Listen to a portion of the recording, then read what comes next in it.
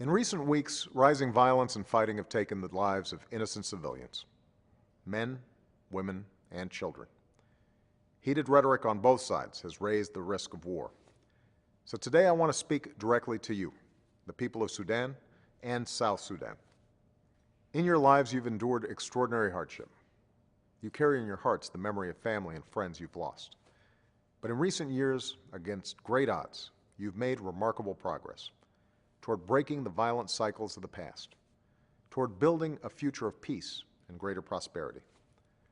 Now all that progress is at risk of unraveling. So my message to you today is simple. It doesn't have to be this way. Conflict is not inevitable. You still have a choice.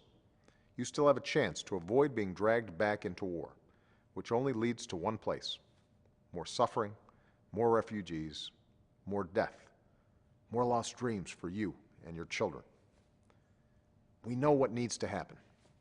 The government of Sudan must stop its military actions, including aerial bombardments. It must give aid workers the access they need to save lives, and it must end its support for armed groups inside the South. Likewise, the government of South Sudan must end its support for armed groups inside Sudan, and it must cease its military actions across the border. The presidents of Sudan and South Sudan must have the courage to return to the table and negotiate and resolve these issues peacefully.